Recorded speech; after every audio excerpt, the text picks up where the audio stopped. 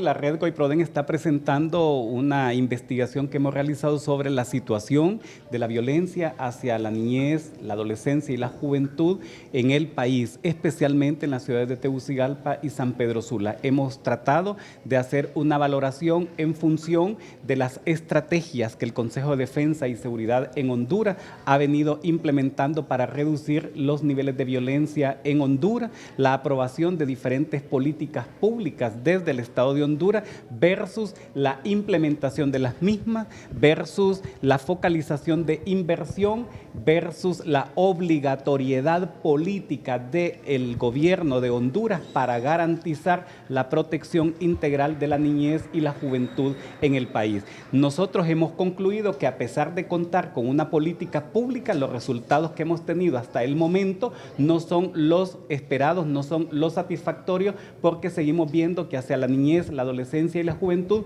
hay toda una violencia estructural, una violencia cultural y una violencia generada desde el Estado mismo. A pesar de reducción del número de homicidios en Honduras, tampoco podríamos decir nosotros que la violencia hacia la niñez y la juventud hemos logrado los resultados en función de los indicadores que se esperan. Siguen siendo los adolescentes y los jóvenes los que están siendo asesinados en Honduras.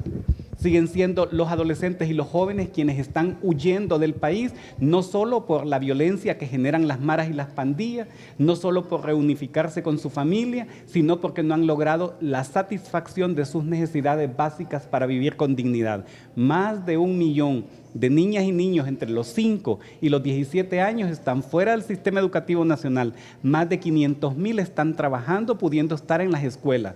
Cientos de miles están huyendo y huyen diariamente de esta falta de oportunidades, de la falta de oportunidades de empleo para los jóvenes, las oportunidades para poder accesar a un sistema educativo de calidad, poder accesar a un sistema de salud integral, donde no solamente pase por tener un centro de salud, no solo pasa por tener médico, pasa por tener el medicamento que el pueblo hondureño necesita. En general, la violencia estructural generada desde el Estado está cada día violentando los derechos fundamentales de los niños y los jóvenes en Honduras. ¿El gobierno no ha cumplido entonces con esta responsabilidad de protección a la niñez hondureña? Nosotros podríamos concluir que el tema de niñez y juventud no es una prioridad en la agenda del actual gobierno, no se ha logrado focalizar la mayor cantidad de recursos para garantizar que las políticas públicas puedan ser efectivas, puedan ser implementadas y sobre todo cambiar la realidad de la niñez y la juventud, siendo que son el sector mayoritario en Honduras.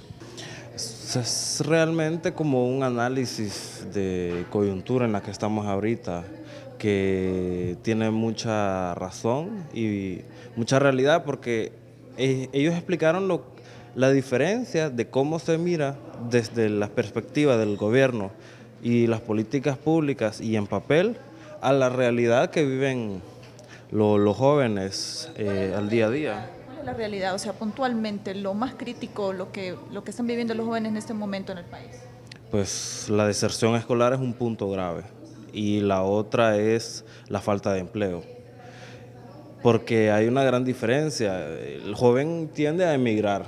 ¿Por qué? Porque tiene es multicausal la violencia que se encuentra en sus barrios, tanto violencia externa como de maras, pandillas, desempleo, estigmas por la sociedad, y a lo interno porque muchas veces vienen de hogares disfuncionales y hay una separación o desintegración familiar, y todo esto viene a dar como resultado pues un joven que es vulnerable a caer en las tentaciones negativas, pero que realmente solventan su situación. Yo he visto jóvenes que hacen con muchos actos negativos, pero tal vez porque solo así logran conseguir para llevarle a su familia un arroz chino, puede ser, y el gobierno no les da esa solución.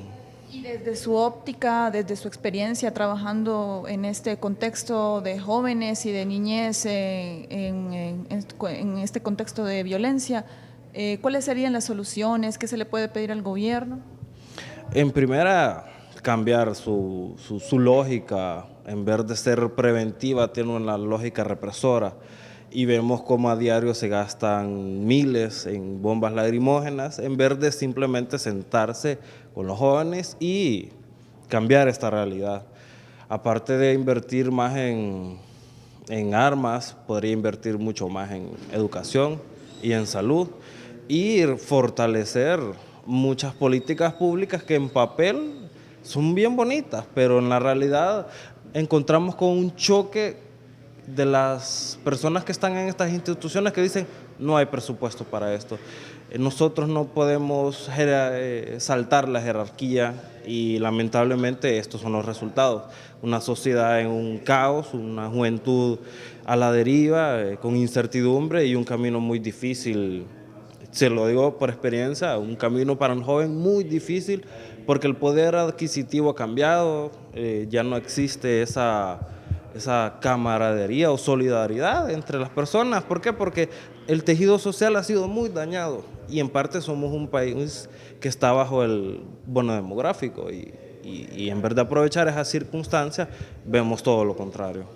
¿Tiene un estimado usted de cuántos jóvenes salen del país para migrar en búsqueda de una mejor oportunidad de empleo? ¿Tiene un estimado? No les sabría los números, pero se pueden ver que en las caravanas que salen de migrantes rumbo a Estados Unidos, el 70% son menores de 30 años.